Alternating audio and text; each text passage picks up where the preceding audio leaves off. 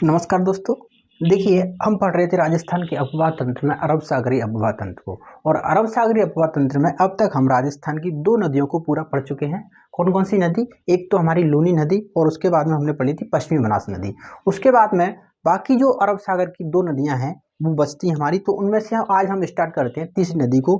तीसरी नदी कौन सी? हमारी साबरमती नदी।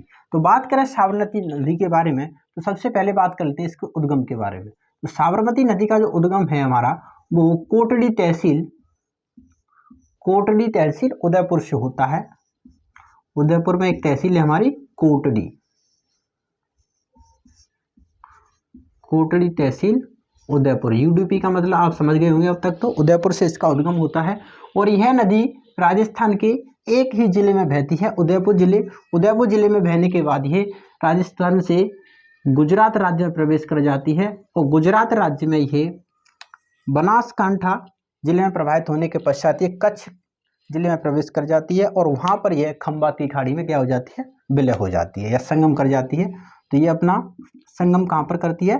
राजस्थान की बाकी जो दो नदियां हमने पढ़ी हैं वो अपना जल कहाँ ले जा रही थी? वो ले जा रही थी कच्छ की रण में, जबकि ये नदी अपना जल कहाँ ले जाती है? हमारी खंबात की खाड़ी में। खंबात की खाड़ी, तो ये नदी कहाँ पर अपना जल ले जाती है? खंबात की खाड़ी में। उद्गम कहाँ से हो रहा है इसका? कोटडी तहसील उदयपुर से।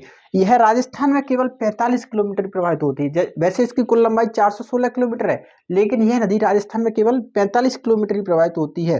अधिकतर है जिसका जो बहाव क्षेत्र है, प्रवाह क्षेत्र है, वो किस में है? गुजरात राज्य में। इसलिए इस नदी को गुजरात राज्य की जीवन रेखा भी कहा जाता है, क्योंकि राजस्थान से तो निकल रही है लेकिन फायदा इसको ज्यादातर किस राज्य को मिल रहा है? इसका गुजरात को। इसलिए इस नदी को क्या कहा जाता है? गुजरात की जीवन रेखा भी कहा जाता है। ठीक है ना। कुल लंबाई है इसकी 416 किलोमीटर, जिसमें से मात्र 45 किलोमीटर जो इसकी लंबाई है वो कहां पर है हमारी? वो है राजस्थान में। बात करें गुजरात राज्य में, ये मान लीजिए ये 45 किलोमीटर हमारे राजस्थान में बह रही है, बाकी गुजरात राज्य में इसकी लंबाई। तो गुजरात राज्य के 3 नगर है हमारे। एक नगर तो कौन सा हमारा? एक तो हमारा गांधीनगर, एक है हमारा अहमदाबाद, एक कौन सा है? अहमदाबाद। और एक गांधी जी का साबरमती आश्रम। एक कौन सा? साबरमती आश्रम। तो गुजरात में 3 मुख्य शहर जो हैं गुजरात के, वो इसी नदी के किनारे हमारे क्या है? बसे हुए हैं। बस ज्यादातर इसकी विशेषता यही है कि इसके 3 जो नगर हैं गुजरात राज्य के, वो कहाँ बसे हुए हैं? इस नदी के किनारे बसे हुए हैं। बात करें इसकी सहायक नदियों की, तो इसकी वैसे तो 6 सहायक नदियां हैं। मुख्यतः इसकी कितनी? 6 सहायक नदियां हैं। कौन कौन सी? वो है बाकल, सेई, हतमती, मेस्वा, बेतरक और माजम। 6 नदियां आपको याद रखनी है। कभी कभी ऑप्शन में दे के पूछ लेता है, बाकल, सेई, हतमती, मेस्वा, बेतरक और माजम। तो इनमें से हम 3 नदियों का क्या करेंगे? अध्ययन करेंगे। 3 नदी कौन कौन सी? एक तो हम पढ़ेंगे सेई नदी, और सेई नदी के बाद में एक पढ़ेंगे बाकल नदी, और एक नदी हम पढ़ेंगे वो पढ़ेंगे हमारी बेतरक नदी। ठीक है ना। इन 3 नदियों के बारे में हम अध्ययन करेंगे। तो सबसे पहले हम बात कर लेते हैं किस नदी के बारे में? सेई नदी के बारे में। चलिए, तो बात करें सेई नदी के उद्गम के बारे में, तो सेई नदी जो है वो कहां से निकलती है? उदयपुर जिले से निकलती है। सिरोही नदी हमारी उदयपुर जिले से निकलती है। उदयपुर जिले में बहने के पश्चात ये गुजरात राज्य में दोथर गांव के पास मिल जाती है। गुजरात राज्य में दोथर गांव के पास से मिल जाती है।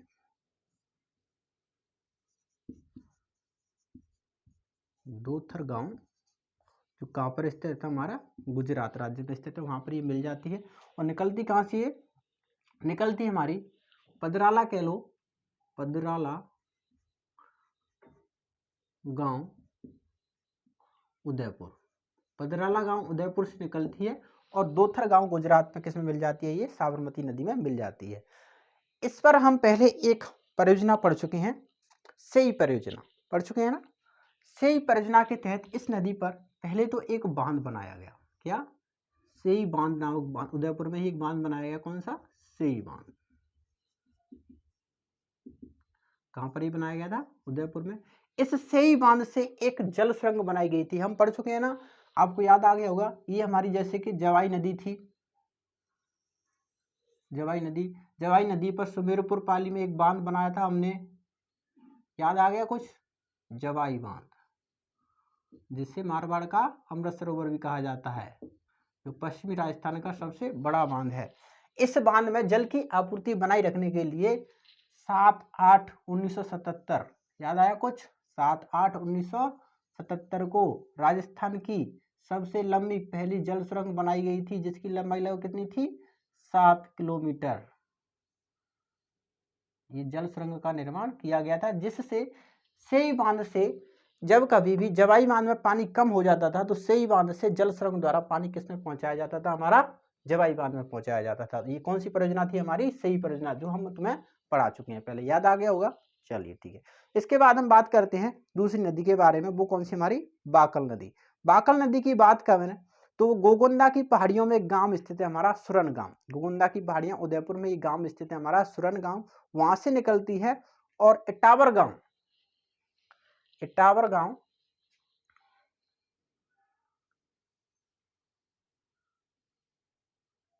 गांव जो है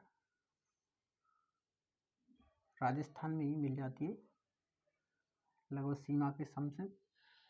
सबसे पहले बात करें इसके उद्गम की, तो उद्गम होता है उसका सुरन गांव किन पहाड़ियों में? गोगुंदा की पहाड़ियां उदयपुर में।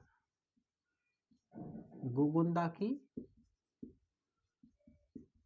पहाड़ियां उदयपुर से नदी निकलती है। और इटावर गांव के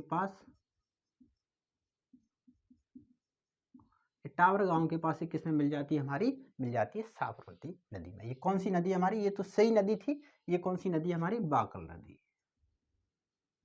ये कौन सी नदी है? बाकल नदी, ठीक है ना।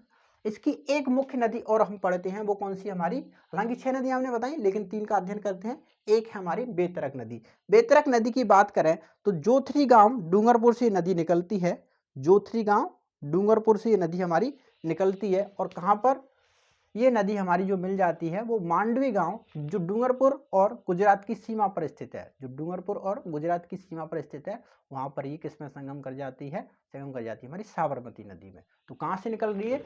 जोथरी गांव डूंगरपुर से। ये हमारी जोथरी गांव डूंगरपुर से निकलती है।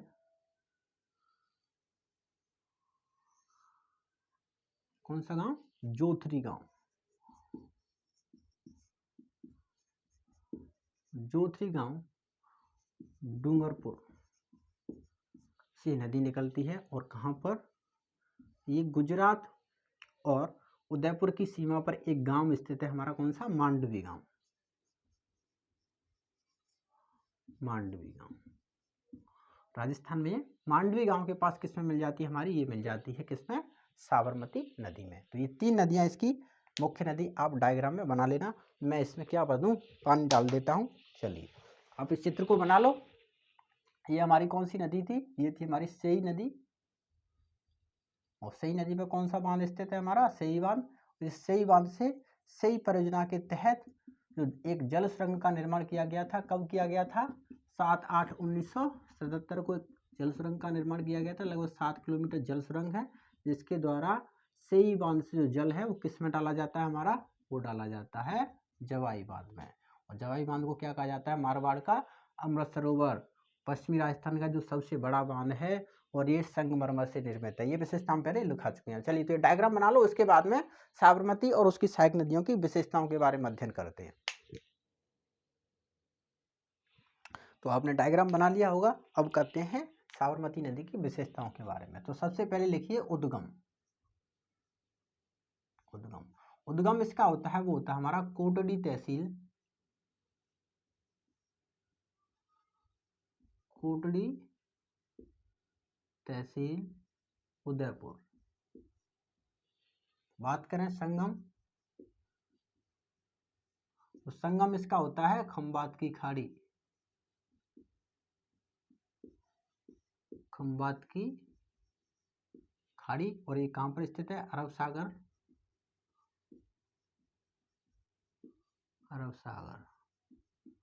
गुजरात राज्य में।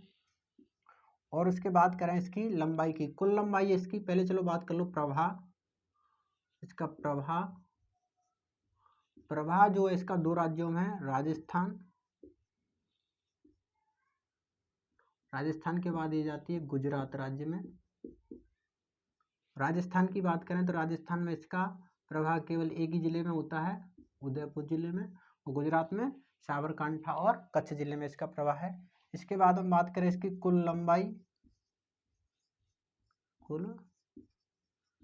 लंबाई इसकी 416 किलोमीटर। बात करें राजस्थान में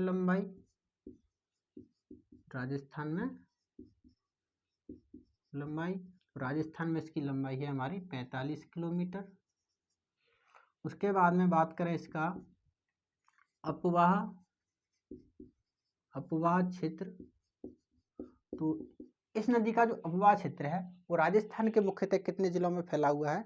वो फैला हुआ है हमारा उदयपुर जिले के आसपास के जो जिले हैं उनमें 4 जिलों में स्थित है, उदयपुर, पाली, सिरोही और डूंगरपुर। राजस्थान के 4 जिलों में है, कौन कौन से? उदयपुर, पाली, सिरोही और डूंगरपुर।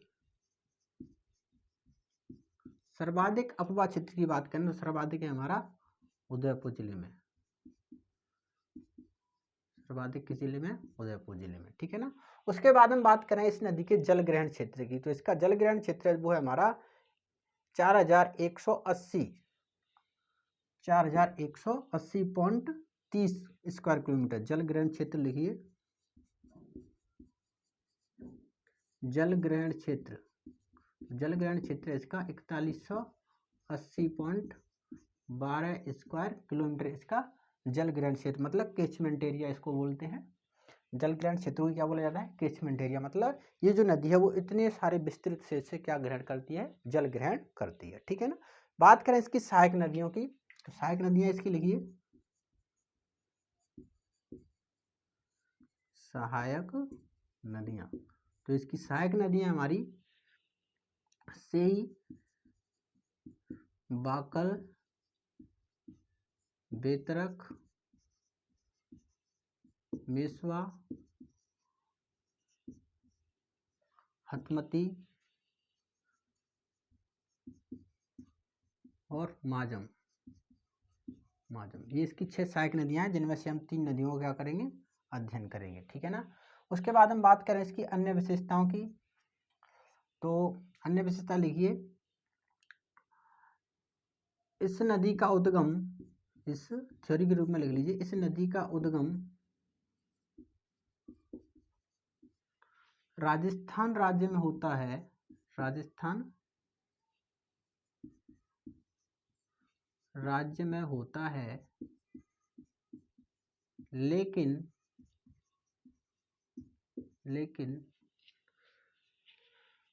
सर्वाधिक फायदा, लेकिन इस नदी का सर्वाधिक फायदा, इस नदी का सर्वाधिक फायदा गुजरात राज्य को है, गुजरात राज्य को है। इसलिए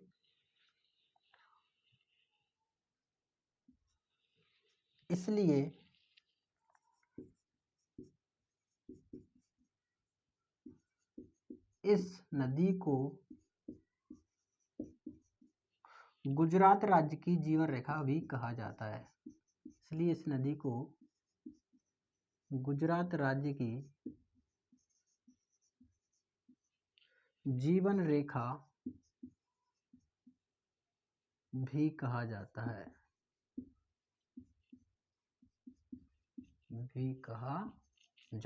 ठीक है ना। क्योंकि इस नदी का उद्गम तो राजस्थान राज्य से हो रहा है, लेकिन इस नदी का सर्वाधिक फायदा गुजरात राज्य को है, इसलिए इसे गुजरात राज्य की जीवन रेखा भी कहा जाता है। आपको पता होगा राजस्थान से उद्गम बेशक हो रहा है, लेकिन राजस्थान में इसकी लंबाई लगभग कितनी है? 45 किलोमीटर है। ज्यादातर अधिकतर इसकी लंबाई किस राज्य में है? गुजरात राज्य में ही है, ठीक है ना। एक विशेषता और लिख लीजिए, गुजरात राज्य में इस नदी के किनारे, लिखिए गुजरात राज्य के 3 मुख्य शहर 3 मुख्य शहर गांधीनगर,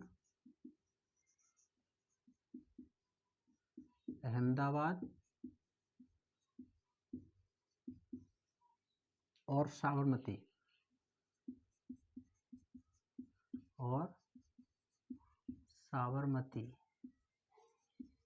इस नदी के किनारे बसे हुए हैं। इस नदी के किनारे बसे हुए हैं।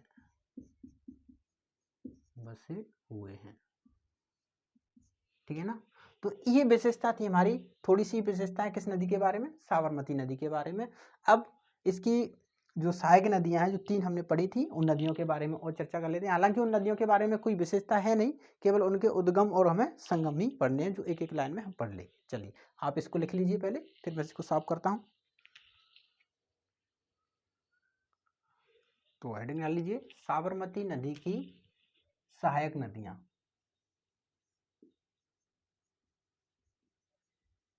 सहायक नदियां, ठीक है ना। और इसमें पहली नदी हम लेते हैं, वो पढ़ते हैं सेई नदी।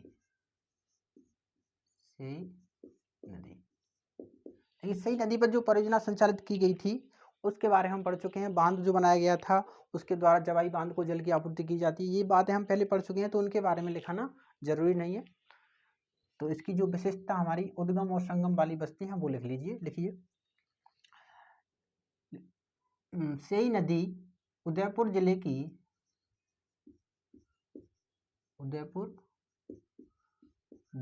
के पदराला या पादराला, कुछ भी आ सकता है, पदराला गांव की पहाड़ियों से निकलकर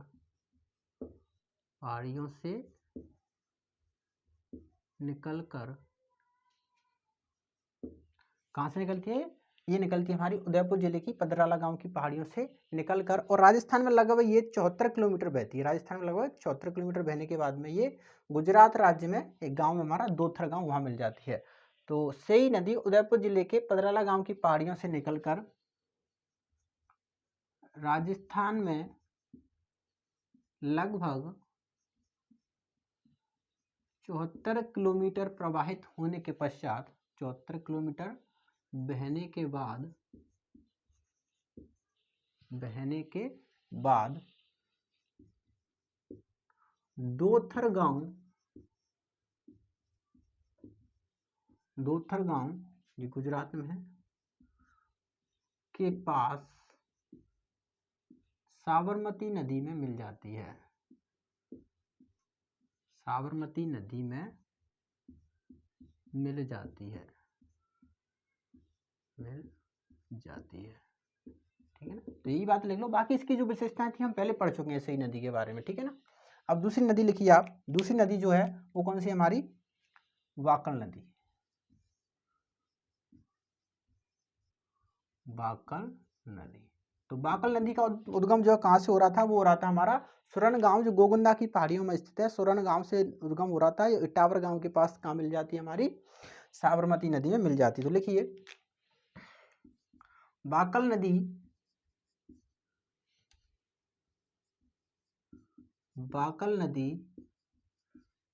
सुरन गांव गोगुंदा की पहाड़ियां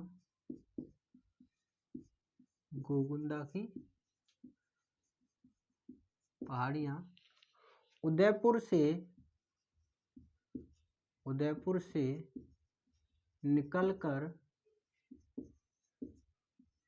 इटावर गांव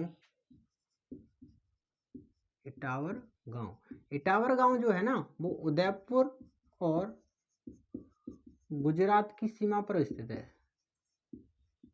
उदयपुर और गुजरात की सीमा पर, ठीक है ना। तो इटावर गांव के पास साबरमती नदी में मिल जाती है। साबरमती नदी में मिल जाती है, ठीक है ना। तो बाकल नदी कहाँ से निकलती है? सुरन गांव गोगंदा की पहाड़ियाँ उदयपुर से निकलकर इटावर गांव के पास जो उदयपुर और गुजरात की सीमा पर स्थित है साबरमती नदी में मिल जाती है। अब इसकी एक सहायक नदी और लिख लीजिए आप, वो कौन सी हमारी? सही हो गई, बाकल हो गई। अब एक लिख लीजिए बेतरक नदी, बेतरक नदी। तो बेतरक नदी के बारे में लिखिए, यह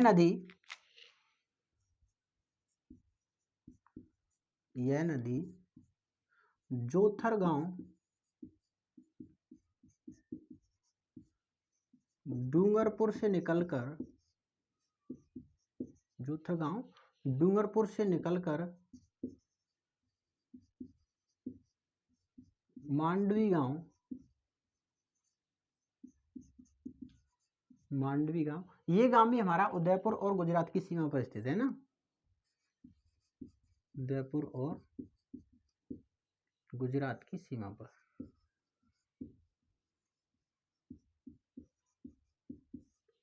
मांडवी गांव के पास साबरमती नदी में मिल जाती है, के पास साबरमती नदी में मिल जाती है। कभी कभी एक बात पूछ लेता है कि बेतरक नदी की सहायक नदी, तो मानसी और पारवी इसकी दो सहायक नदियां हैं, लिख लीजिए मानसी और पारवी, मानसी और पारवी इसकी सहायक नदियां हैं, इसकी सहायक नदियां हैं, ठीक है ना। तो ये थी हमारी साबरमती नदी और उसकी सहायक नदियों के बारे में, ठीक है ना। तो अब तक हम अरब सागर के अपवाह तंत्र की 3 नदियों को पूरा पढ़ चुके हैं। कौन कौन सी? एक सबसे पहले हमने पढ़ी थी लूनी नदी, इसके 2 हमने वीडियो बनाए थे। उसके बाद में हमने पढ़ी थी पश्चिम बनास नदी, और आज हमने पढ़ ली थी साबरमती नदी। अब एक नदी बचती है, बड़ी जो नदी है वो हमारी बचती है माही नदी। तो आज के लिए इतना ही, बहुत बहुत धन्यवाद, थैंक यू।